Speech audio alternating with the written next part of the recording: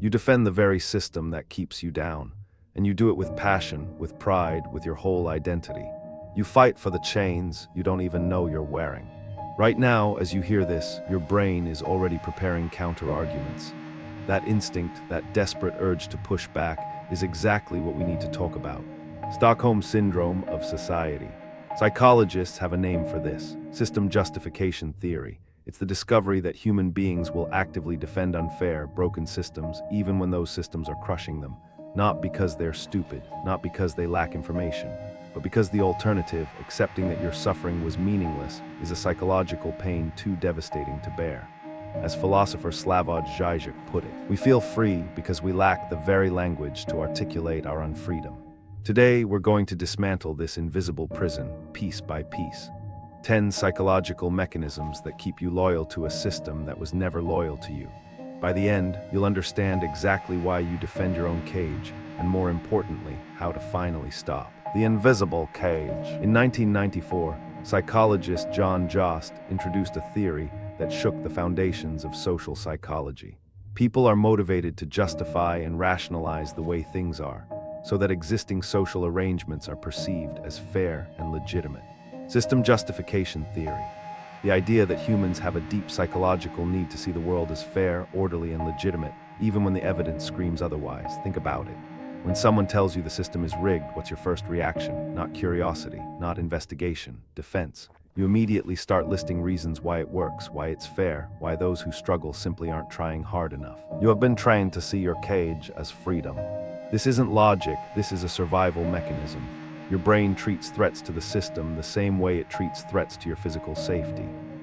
Because if the system is unjust, then every sacrifice you made within it, every early morning, every compromise, every dream you deferred, might have been for nothing. Sacrifice, wasted, purpose gone.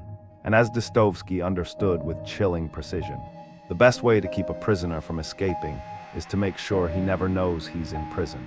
That thought is psychologically unbearable, but this is only the surface of something much darker. Comfort in chains. Here's something that will disturb you. Given the choice between an unfair system they understand and a potentially better one they don't, most people choose the devil they know. Every single time. Psychologists call this the status quo bias. It's the irrational preference for the current state of affairs simply because it is the current state of affairs. Research by Daniel Kahneman and Amos Tversky showed that losses loom larger than gains. The pain of losing what you have feels roughly twice as intense as the pleasure of gaining something equivalent. Men willingly believe what they wish to be true. So when someone proposes changing the system, your brain doesn't calculate whether the new system would be better. It calculates what you might lose. Fear of the unknown. Your apartment might be small, your salary might be insulting, your freedom might be an illusion, but at least you know the rules, at least you know where you stand. The familiar cage feels safer than the unfamiliar sky. Changing the system means entering uncertainty, and uncertainty is your brain's greatest enemy. As Erich Fromm warned in Escape from Freedom, modern man still is anxious and tempted to surrender his freedom to dictators, or to lose it by transforming himself into an automaton. But what happens when the cage becomes all you know? That's where things get truly disturbing. Learned helpless. In 1967, Martin Seligman conducted one of the most haunting experiments in psychology. He exposed dogs to small electric shocks they couldn't escape. After enough repetitions, something horrifying happened. When he finally opened the cage door and gave them the chance to leave, they stayed. They had learned that escape was impossible. So even when freedom was right in front of them, they lay down and accepted the pain. Seligman called this learned helplessness, and here's the devastating part. Humans do the exact same thing. After enough failed attempts to change your circumstances, after enough rejection letters, after enough doors slammed in your face, your brain rewrites its operating system. It stops registering opportunities. It stops believing change is possible. You don't even TRY anymore if this pattern is resonating deep within you right now. Hit like and subscribe to keep exploring the depths of your psyche with me. Because what comes next will change how you see everything. It is not the bruises on the body that hurt. It is the wounds of the heart and the scars on the mind. The system doesn't need to lock you in anymore. You lock yourself in. And this connects directly to one of the most dangerous illusions humanity has ever believed. Just world lie. There's a belief buried so deep in your psyche that you don't even know it's there. the just world hypothesis, the conviction that people generally get what they deserve. Just world fallacy.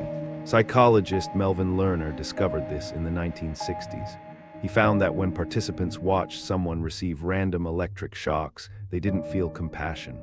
They started to devalue the victim. They believed the person must have done something to deserve it. Your brain would rather blame the innocent than accept a random universe. This is terrifying because it means every time you see someone suffering under the system, whether it's poverty, discrimination, or exploitation, your brain is actively constructing reasons why they earned that suffering. He's poor because he's lazy. She's stuck because she doesn't try hard enough. They failed because they made bad choices. These aren't observations. They are psychological defense mechanisms. Because if innocent people can suffer for no reason, then you could be next. The evil that is in the world almost always comes from ignorance. And as Lerner's own research proved, people have a need to believe that their environment is a just and orderly place where people get what they deserve. No ignorance is more dangerous than believing the world is already fair. But this illusion goes even deeper than you think. Identity trap. Now we arrive at the most insidious part of system justification. The moment the system stops being something outside of you and becomes who you are. Identity. Think about how people describe themselves. I'm middle class, I'm a hard worker, I'm self-made. These aren't just descriptions. They're identities forged within the system's framework.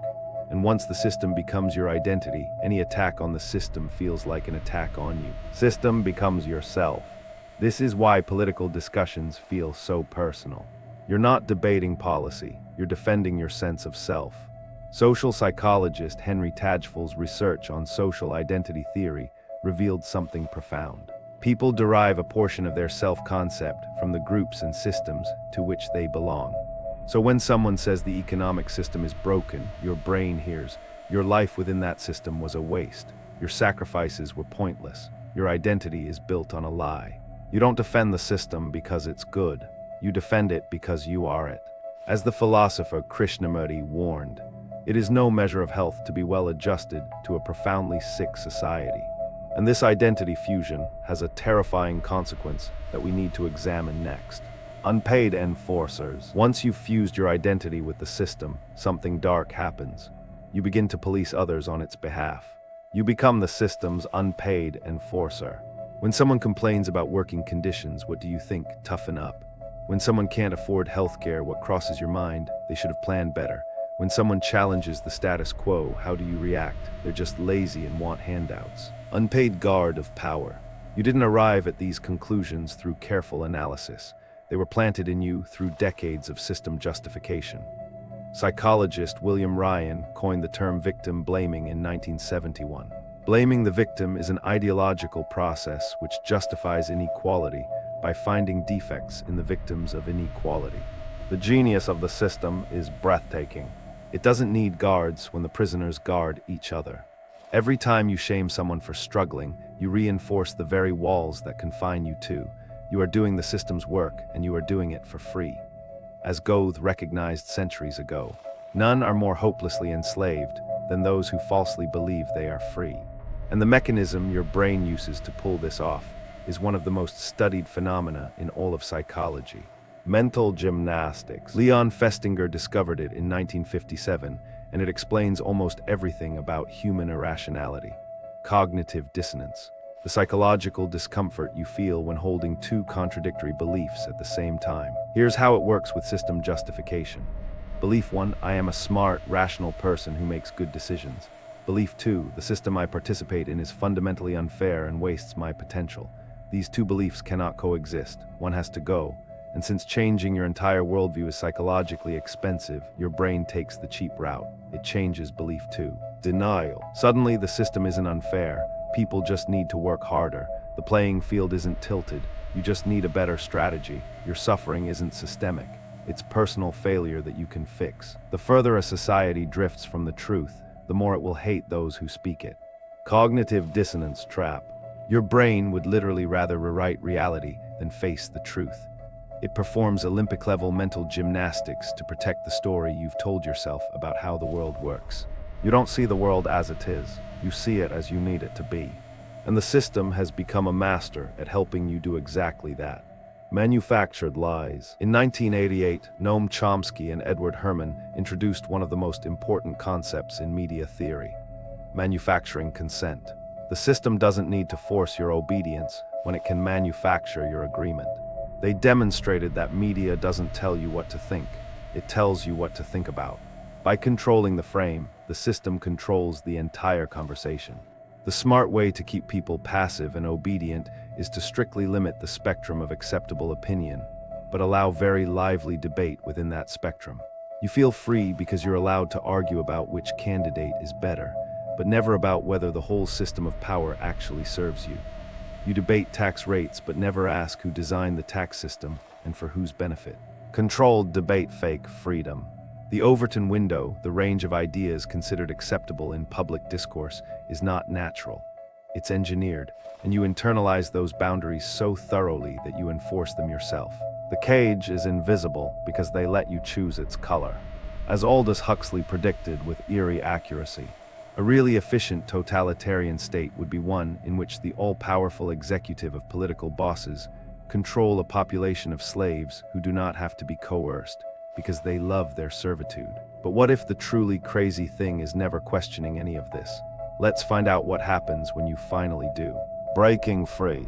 So how do you escape a prison you can't even see? The first step is the hardest. You have to accept that you've been a willing participant in your own confinement. Awareness, not because you're weak or foolish, but because your brain was designed to seek certainty, and the system provides exactly that. The philosopher Paulo Freire described the path forward in his landmark work. The oppressed must first recognize their oppression not as an inevitable fate, but as a limiting situation which they can transform. Here are the concrete steps to begin your liberation. 1. Question every belief you have never questioned. 2. Notice when you defend the system reflexively. 3. Separate your identity from your circumstances. 4. Seek perspectives that make you uncomfortable. 5. Recognize that discomfort means growth. Freedom begins the moment you realize the door was never locked. This isn't about rage or rebellion. It's about consciousness. It's about seeing clearly for the first time. See, think, question, act. Every time you catch yourself defending something that harms you, pause. Ask yourself, is this my thought or the system's thought wearing my voice? And that question leads us to the most important realization of all: the awakening. When you stop defending the system, something extraordinary happens, and something terrifying. First comes the grief. You mourn the years spent protecting something that never protected you. You feel anger at the time lost, the energy wasted, the dreams deferred in service of a machine that was never built for your benefit. But on the other side of that grief is something system justification theory never predicted: liberation. Not freedom from the system, necessarily, but freedom from the need to believe in it. You can participate in imperfect structures without worshiping them. You can work within the rules without pretending those rules are sacred. You can play the game without believing it's fair. The fact that millions of people share the same forms of mental pathology does not make these people sane. Awakening is not about escaping the system, but about finally seeing it for what it is. The cage doesn't disappear when you see it, but you stop calling it home, you stop decorating it, you stop defending it to others who dare to question it. Awake, aware, alive, free. And for the first time in your life, you begin to imagine what lies beyond the walls. System justification theory reveals an uncomfortable truth about every single one of us. The greatest chains are the ones we polish and defend. Every time you argued that the system was fair, every time you blamed the struggling, every time you dismissed someone questioning the status quo, your brain was protecting itself from one devastating realization: that your suffering might have been preventable. The bravest thing you can do is stop defending what was never designed to protect you. But now you know, and knowing changes everything. Not the system, not yet, but you, your perception, your awareness, your refusal to be an unpaid enforcer of your own oppression. If you made it this far, prove it. Comment chains broken if you're ready to stop defending your own cage. Welcome to the Psyche Project. If this opened your eyes, hit like and subscribe. Understanding yourself is the work of a lifetime. See you in the next video.